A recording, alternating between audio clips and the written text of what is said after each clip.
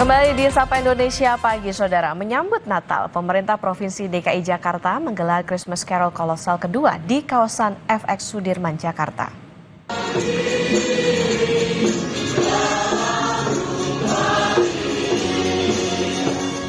Christmas Carol dimeriahkan paduan suara dan pertunjukan musik dimulai sejak jam 6 sore. Acara ini melibatkan 1.200 penyanyi dalam paduan suara yang siap bernyanyi bersama warga menyambut Natal. Pemprov DKI Jakarta juga menggelar rangkaian Christmas Carol kolosal di sejumlah titik lainnya.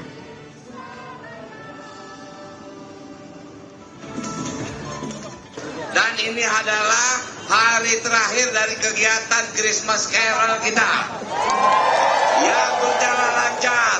Karena setelah ini kita akan mempersiapkan tahun baru. Ya. Tapi tahun baru kali ini kita akan lebih banyak berdoa bersama untuk saudara-saudara kita yang kena musibah di Sumatera, di Aceh, di Sumatera Utara, dan di Sumatera Barat. Nah, jadi Pak Gubernur sudah putuskan tahun ini, tahun baru kita tidak ada kembang api. Supaya semua merasakan bagaimana prihatin yang terjadi dengan saudara-saudara kita. Berikutnya, Saudara, penyintas bencana di Batang Toru, Tapanuli Selatan, Sumatera Utara antusias menyambut perayaan Natal meski dengan kondisi serba terbatas. Sehari jelang perayaan malam Natal, warga mulai membersihkan gereja yang porak-poranda diterjang banjir. Dengan bergotong royong, warga membersihkan meja dan kursi serta ruangan gereja agar bisa digunakan dengan nyaman saat ibadah Natal. Salah seorang warga bilang kondisi pasca bencana tak menyurutkan semangatnya untuk merayakan sukacita Natal. Karena udah semua, apa lo aku bilang ya? Hancur. Gitu. Itu membuat ya jadi agak ada berkurangnya lah semangatnya itu kan. Sedikit. Tapi kalau masalah Natal tadi yang aku bilang, ya tetaplah harus disongsong tinggi lah itu. Karena itu udah memang satu apa bagi kami itu kan. 3 pekan berlalu, beginilah kondisi warga pasca banjir menerpa pemukiman warga di Desa Aik Ngadol, Kecamatan Batang Toru, Kabupaten Tapanuli Selatan, Sumatera Utara. Warga yang merupakan penyintas bencana terus berjibaku membersihkan rumah mereka dari sisa-sisa material lumpur dan kayu. Tak terlihat hiasan serta pohon Natal yang terpajang di sebagian rumah warga walau perayaan Natal akan berlangsung pada 25 Desember mendatang. Salah satunya yang dirasakan Krismanto Nainggolan. Walau rumahnya hancur akibat musibah banjir bandang, namun semangat Natal akan diraihnya pada puncak perayaan Natal tahun ini. Ya tentulah kita kan nggak menyangka kenapa jadi gini kan. Karena kalau kita bandingkan dulu menjelang Natal kita bersukacita, baik di rumah pun di gereja. Tapi sekarang karena dampak nih karena banjir bandang ini ya semua memang kami sempat bersarapan. Tapi karena semangat, ya selainlah Natal lah kan, kami terus melaksanakan Natal ini. Walaupun keadaan gereja yang udah amburadul atau gimana, kami tetap bersihkan. Berbeda halnya dengan Rosmawati Manulang. Walau kini tinggal dalam pengungsian dan serba keterbatasan, ia yakin musibah banjir yang menghanyutkan hampir seluruh harta bendanya ini merupakan satu cobaan untuk bangkit menyambut hidup baru. Kalau persiapan tahun ini nggak ada, cuman lah padi pun udah hanyut semua, barang-barang pun udah hanyut.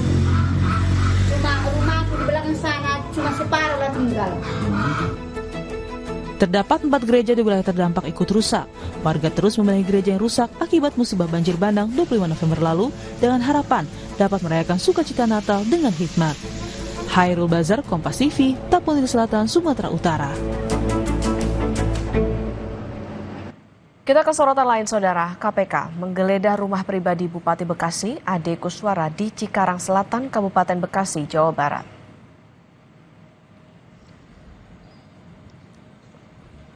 Rumah pribadi Bupati Bekasi Ade Kuswara yang digeledah KPK berada di Desa Sukadami, Kecamatan Cikarang Selatan, Kabupaten Bekasi, Selasa siang.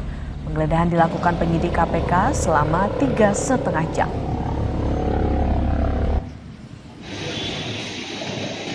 Sebelumnya KPK juga menggeledah ruang kerja kantor Bupati Bekasi. Penyidik KPK menyita sejumlah barang bukti. Penyidik KPK melakukan penggeledahan di lingkungan pemerintah Kabupaten Bekasi, Cikarang Pusat, Kabupaten Bekasi. Dari ruang kerja kantor Bupati, tim KPK membawa 2 koper yang diduga berisi dokumen.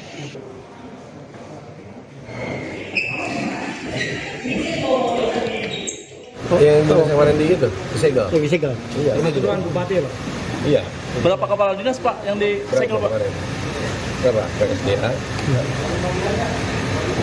Di Bupora. Sejauh ini tadi komunikasi apa yang disampaikan KPK? Tadi ngumpul gitu, Pak? Tadi ngumpul. Ini izin kalau penyidikan datang. Gitu. Terus karena penyidikan datang, jadi kita akan memeriksa ruangan yang paling diminta. Tadi Bapak sempat bakal berapa hari gitu? Oh, enggak. Sempat dampingin nggak tadi, Pak? Mau dipimpin sama siapa, Pak? Dari KPK, Pak? Saudara, tahun 2025, pemerintah Provinsi Lampung telah menjalankan program-program strategis nasional dengan hasil cukup baik. Di antaranya Koperasi Merah Putih, di mana Pemprov Lampung telah membentuk 2.651 koperasi di desa dan kelurahan yang tersebar di 15 kabupaten kota. Sementara untuk makan bergizi gratis telah menjangkau sekitar 1,75 juta penerima manfaat. Angka ini setara dengan 86% dari target provinsi.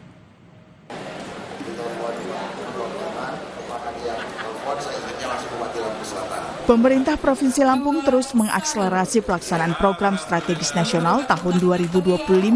Salah satunya program Koperasi Desa Merah Putih yang menunjukkan perkembangan masif.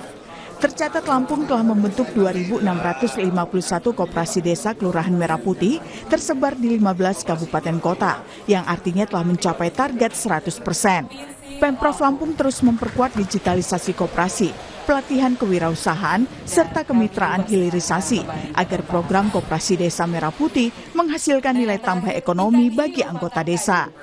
Koperasi Merah Putih ini adalah wujud dari ekonomi Pancasila yang diluruskan oleh Presiden kita Pak Subianto.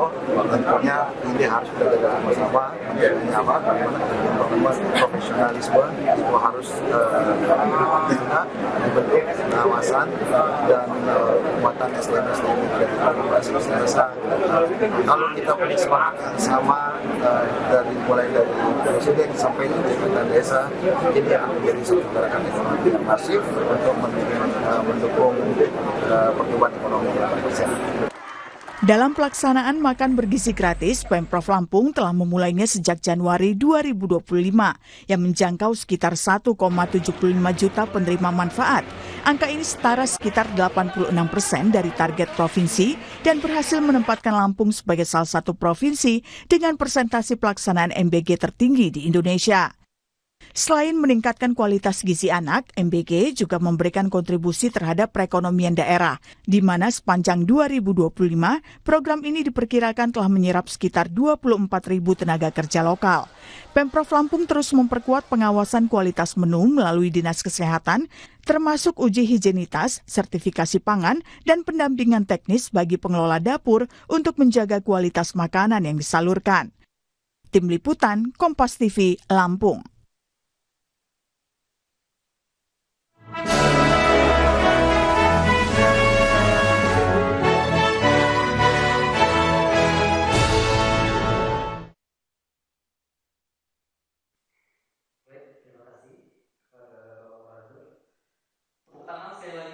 Dalam rangka memperkuat implementasi KMA nomor 2144 2022 tentang standar pelayanan informasi publik di pengadilan, Pengadilan Negeri Karawang menyelenggarakan bimbingan teknis keterbukaan informasi publik bertempat di ruang sidang utama Pengadilan Negeri Karawang. Hadir dalam kegiatan itu Ketua Pengadilan Negeri Karawang, Santonius Tambunan, dan Wakil Ketua PN Karawang, Riki Raya Perdanawaru, Hakim, pejabat struktural dan fungsional, serta staf Pengadilan Negeri Karawang. Kegiatan ini menjadi komitmen Pengadilan Negeri Karawang untuk mewujudkan keterbukaan informasi publik yang profesional, transparan, dan akuntabel, sesuai dengan prinsip peradilan yang modern. Narasumber membawakan materi standarisasi pelayanan informasi publik sesuai KMA nomor 2144 tahun 2022, penguatan peran PPID dalam memberikan layanan informasi secara cepat, dan mekanisme pengelolaan dan klasifikasi informasi di lingkungan peradilan, upaya pencegahan sengketa informasi melalui pelayanan yang responsif dan terbuka.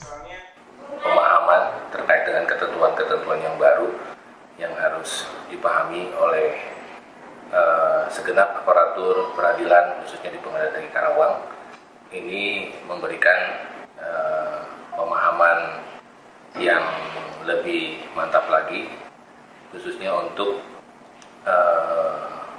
memastikan bahwa informasi-informasi itu tersampaikan dengan baik kepada masyarakat, khususnya terkait layanan-layanan di pengadilan, dan juga memastikan bahwa informasi-informasi yang dikecualikan itu juga dapat dijaga kerahasiaannya dan betul-betul tidak dibuka secara umum kepada masyarakat. Penyelenggaraan bimbingan teknis keterbukaan informasi publik oleh Pengadilan Negeri Karawang dikemas apik dan kreatif. Sebagai pembuka acara, penyelenggara membuat prates untuk mengukur pengetahuan peserta soal keterbukaan informasi publik. Dan post-tes sebagai evaluasi peserta dalam menyerap materi yang disampaikan narasumber. Bagi peserta dengan nilai tertinggi mendapatkan hadiah menarik dari narasumber. Adi Wahadi, Kompas TV, Karawang, Jawa Barat.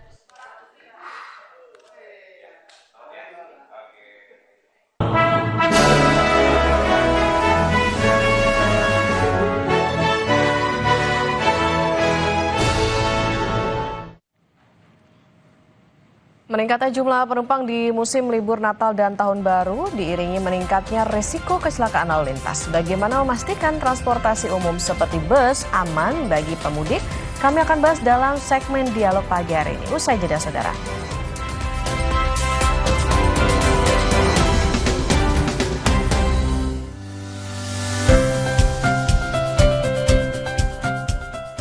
PLN UIP Sulawesi melaksanakan penanaman pohon di hutan Hulawa sebagai wujud komitmen PLN untuk rakyat dalam menghidupkan kembali lahan tidur. Dengan dukungan pemerintah dan masyarakat, kegiatan ini diharapkan mampu menjaga ekosistem dan memberi manfaat ekonomi bagi warga. Karena setiap bibit yang tumbuh membawa harapan bagi lingkungan yang lebih hijau. Ini terjangkau,